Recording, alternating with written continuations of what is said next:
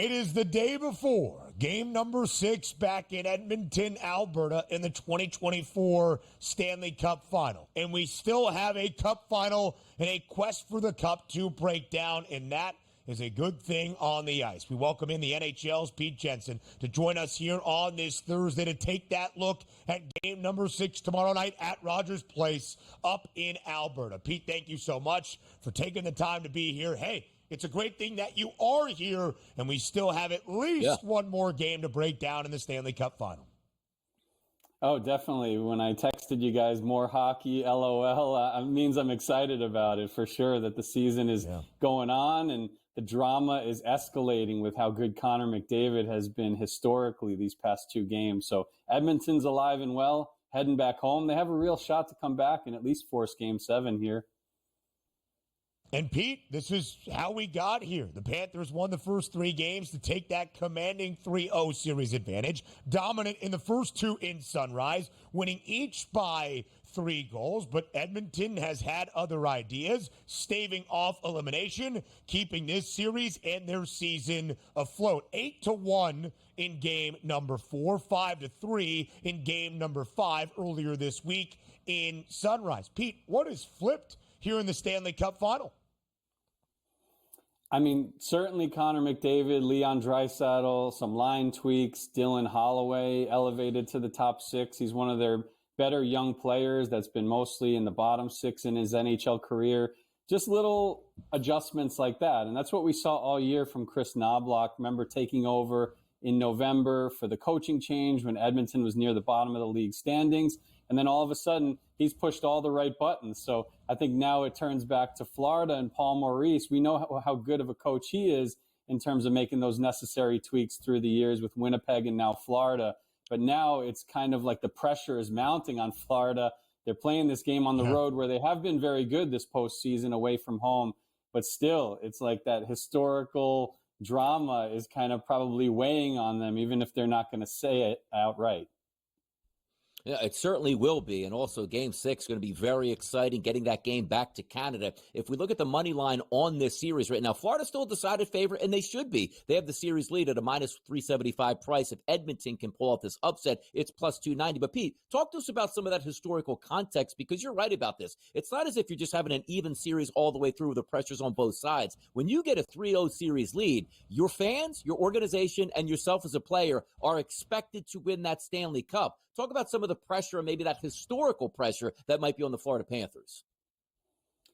Well, first of all, that number on Edmonton is still pretty big. So if you've watched the past 2 games, one of them was 8-1.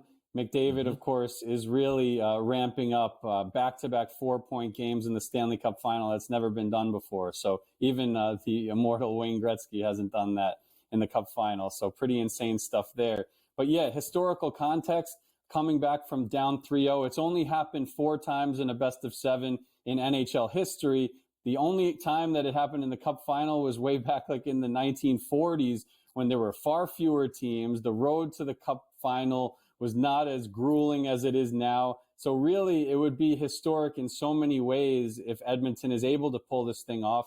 And again, they've been a good home team this year. They won Game 4 to stay alive here. They have all the momentum on their side right now. There's a lot more pressure on Florida. So I think like overall, generally speaking, the numbers are stacked against them, but they're really trying to do something special with one of the all-time great talents in McDavid. And also Leon Draisaitl is not far behind him, by the way. And Pete, you mentioned Connor McDavid, a historic moment for McDavid in game number 5. 2 goals, including the empty netter at the end, 2 more assists. That's 4 points. He has recorded 4 points in back-to-back games. He is the only guy in Stanley Cup Final history to do that, record 4 points in 2 consecutive matchups. And you see the price on Connor McDavid to win the Conn Smythe Award. Now greater than $2 at minus 210. But his Oilers, despite being a slight home ice favorite for tomorrow night's Game 6, still obviously have a lot of ground to make up in terms of winning the actual Stanley Cup. Let's say Edmonton falls flat, either tomorrow night or in a Game 7 in Sunrise. Can McDavid, though, still win the Conn Smythe even on the losing side?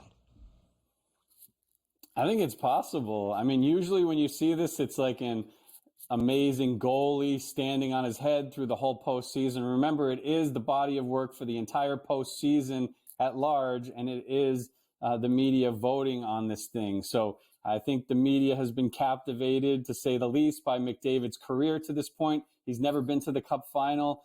He's at 40-plus points, which has only been done historically by players like Mario Lemieux in the early 90s, and Wayne Gretzky did it twice. So it's really like rare air in so many ways for McDavid. So to answer your question, yes, it's unprecedented stuff, but J.S. Jaguar did it last time for the Mighty Ducks back in the early 2000s as the goalie. This is a rare scenario, but McDavid could certainly win the Conn Smythe even if the Oilers lose this series, whether it's in 6 or 7, because he's building that strong narrative. And certainly a rare scenario would be for the Edmonton Oilers to come back and win it in game number 7. But before we get there, Pete, we're going to have a game number 6 in Edmonton between the Panthers and the Oilers, and it's a slight favorite here at the FanDuel Sportsbook at a -120 price for the Edmonton Oilers and a total of 5.5. So looking at this game coming up, do we see a game number 7 back in Florida? It's going to be high stakes here in Game 6. A lot of pressure on Edmonton. They'll probably be outshot because we're talking about, right, over the course of the series, I've been saying it all along, like Florida's going to try to grind you down. Stuart Skinner has been near flawless, facing elimination. So that's one good thing on Edmonton's side. Remember, we were questioning, is Stuart Skinner good enough to get them to this point? We were saying it all year, like roll the tapes, right? Back in October, November, I was worried about him, having picked Edmonton to win the whole thing at the beginning of the season. But they've turned it around. He's 4-0 with only 7 goals allowed, facing elimination. So I am feeling like Edmonton can do this thing in Game 6. I still lean Florida for the series and Game 7 being at home and stuff like that. But yes, I think Edmonton is really playing with house money here and having a good time embracing this situation. And I think they could win Game 6 at home. Pete, you talked about Stuart Skinner. The star of the series to begin was Sergei Bobrovsky for the Florida Panthers. Of course, anytime the netminders are in a scenario where one is looking for the cup and the other one is looking to keep elimination at bay, there will be a focus. But we have seen the first 2 games where Florida was dominant, total stay well under. In games 3 through 5, the total has hit the over. We saw 8 goals out of Edmonton in game number 4, a 5-3 victory in game number 5. Is it as easy to say, Pete, if the game stays under, Florida is victorious? If it skies over, that favors the Oilers? I mean, that's the way that I would digest it from looking at these 2 teams all season long. If Florida puts the clamps down and it's one of those tense, 2-1, 3-2 type games, I see Florida probably coming out on top. And then, the games have gotten progressively more high scoring, not just that 8-1 game, but the other 2 games have been 7+ goals. So 3 in a row in that department. So the adjustments are being made. And the scary thing for Florida is that guys like McDavid are blowing up the score sheet. And, I think you could still expect more from guys like Draisaitl, certainly Zach Hyman, Evan Bouchard. Those are guys that have been powering the Oilers all postseason long. And I feel like they haven't put their best foot forward just yet for the team. So that's a scary thought on Florida's side heading into Game 6. Yeah, Zach Hyman, who leads Edmonton in goals scored throughout this postseason run, scored his first of the Stanley Cup Final in game number 5 earlier this week in Sunrise. Pete Jensen from the NHL, as always, we appreciate the time. Thank you for joining us here, and enjoy game number 6 tomorrow night back in Edmonton.